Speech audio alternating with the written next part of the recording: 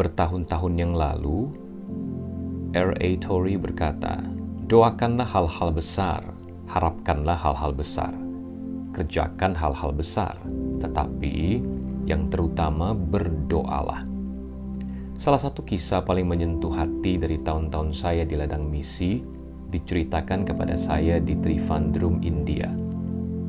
Penyelenggara dan manajer kebaktian kebangunan rohani kami, V.A. Joseph, membagikan kepada saya rinciannya. Tuan De Souza memiliki seorang anak laki-laki yang kedua matanya buta sejak lahir. Ketika ia mendengar jawaban doa mujizat terjadi di pertemuan-pertemuan kami di Police Stadium di Trivandrum, cetusan iman berkobar di dalam hatinya yang membuatnya berpikir bahwa anaknya bisa menerima penglihatan. Hanya ada satu masalah, rumah keluarga De Souza 35 km jauhnya dari Trivandrum, dan Tuan De Souza tidak memiliki cukup uang untuk membayar anaknya dan pergi ke sana. Namun kemungkinan anaknya menerima penglihatannya begitu mendorong sehingga ia memutuskan untuk menggandeng anaknya dan berjalan menuju kebaktian kebangunan rohani tanpa kendaraan apapun.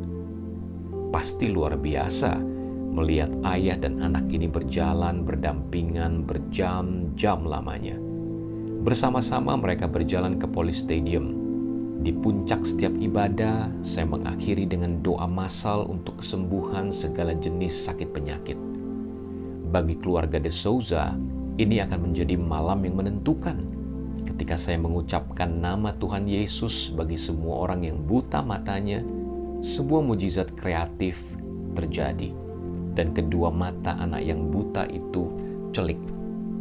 Dalam kerumunan ribuan orang itu, hanya mereka yang berada di sekeliling keluarga De Souza yang tahu pasti dampak seketika dari apa yang telah terjadi.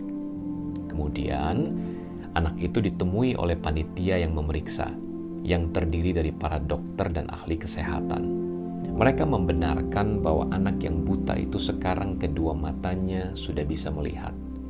Dengan penuh sukacita, Tuan De Souza dan anaknya berjalan pulang kembali ke rumah mereka. Sang ayah tidak perlu lagi menggandeng anaknya. Puji Tuhan, anak itu memiliki penglihatan yang sempurna dalam dunia visi dan berkat yang baru. Mazmur 105 ayat 1, 2, dan 5. Bersyukurlah kepada Tuhan, serukanlah namanya, perkenalkanlah perbuatannya di antara bangsa-bangsa. Bernyanyilah baginya, bermazmurlah baginya, percakapkanlah segala perbuatannya yang ajaib, ingatlah perbuatan-perbuatan ajaib yang dilakukannya. Tuhan Yesus memberkati.